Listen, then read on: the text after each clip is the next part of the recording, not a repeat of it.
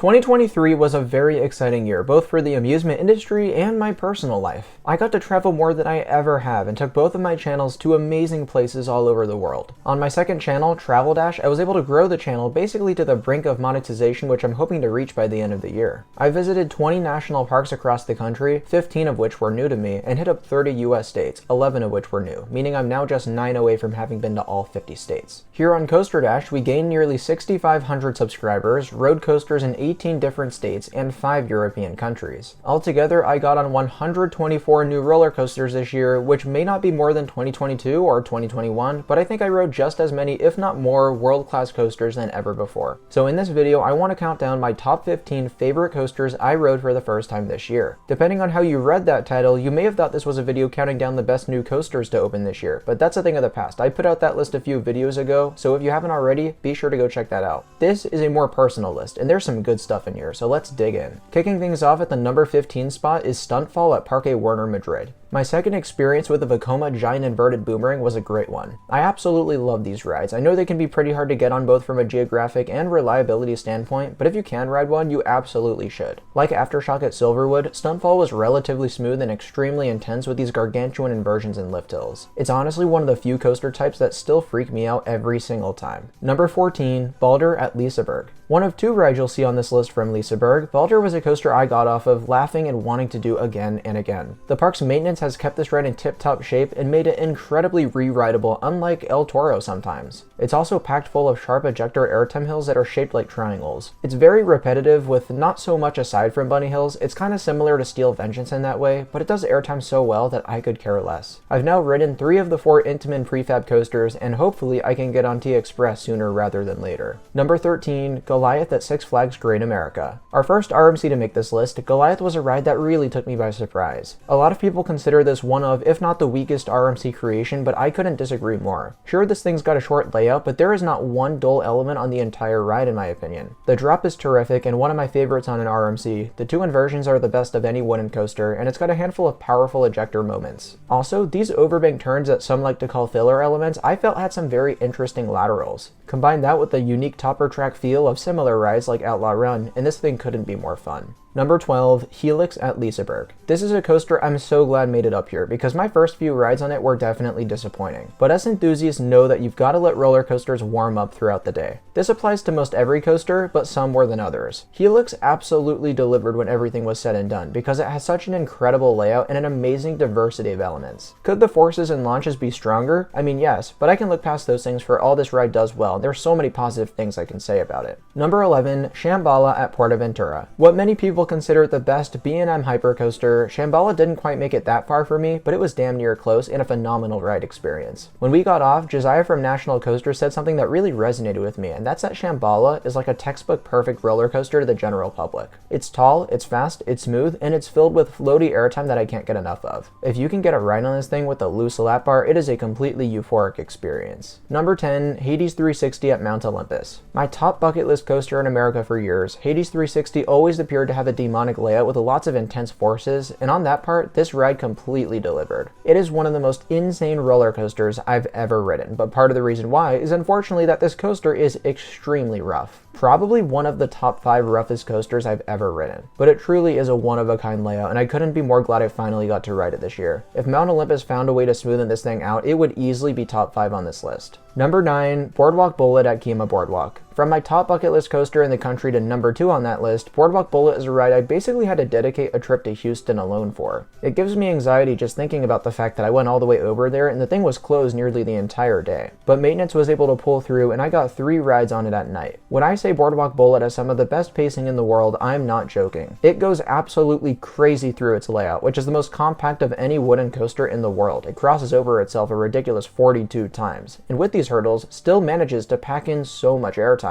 Call me crazy, but I'd go back to Houston again solely to ride Boardwalk Bullet more times. That's how much I love this thing. Number 8, Red Force at Ferrari Land. For those of you who know how much I love the Intamin Strata coasters, this one shouldn't come as too much of a surprise. It's a little shorter than those at 367 feet tall, but it's set up in exactly the same way as its sister coasters. You've got your 111 mph launch, the fastest ever to use LSMs, and your enormous top hat, which marks the highest point on a coaster in Europe. In my opinion, any row but the front doesn't quite warrant a a spot this high, which is unfortunate since they don't let you choose your row at this park. But if you get lucky, that front row experience is among the best I've ever had, and you will not soon forget it. Number 7, Shivering Timbers at Michigan's Adventure. It's a real shame that this coaster is located at Michigan's Adventure of all parks because it means so few people get to ride it. But if you have the chance, it's likely you'll be absolutely blown away like I was. Even though I lost my voice when I rode Shivering Timbers, I was having the time of my life flying over each of this ride's enormous outbound airtime hills. Its return trip is also amazing, doing pretty much the same thing but in smaller doses. It's definitely a little rough around the edges, but I promise it'll be the last thing you'll be thinking about when you're on this monolithic wooden roller coaster.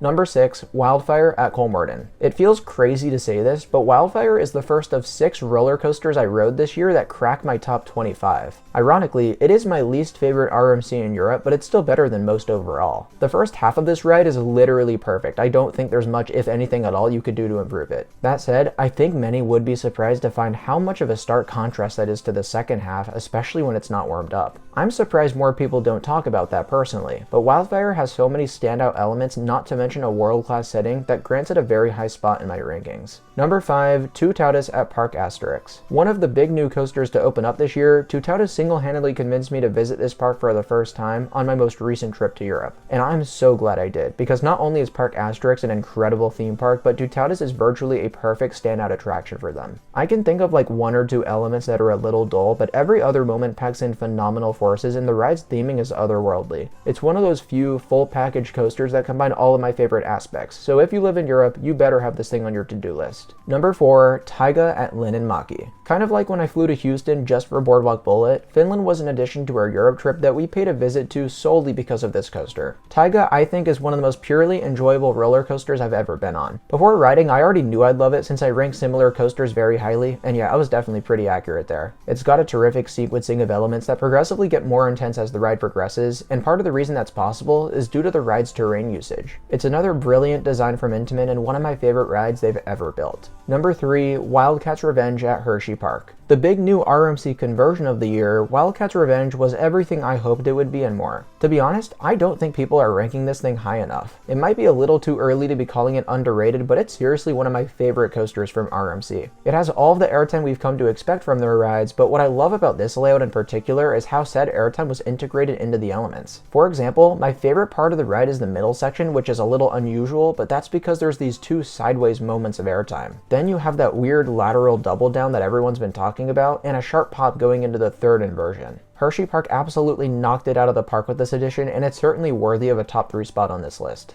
Number 2, Batman Gotham City Escape at Parque Warner Madrid. I've talked about this coaster a lot ever since I first rode it back in July, but it's for good reason. This ride is incredible. I think the park did a wonderful job blending an exciting layout with great theming, and the diversity found within the experience is unlike just about any other coaster. 3 launches, a few absurdly strong airtime moments, my favorite hang time I've ever experienced, and onboard audio to top it all off. It's painful how far this ride is from where I live, but I can guarantee I'll be back in Spain one day to check it out. And as much as I adore this experience and several others on this list, I'm not gonna pretend like it was even close which coaster took the number 1 spot. Air Force One at Fun Spot Atlanta left me absolutely speechless, and it's one of the few coasters I've ridden that left me teary-eyed on the brake run.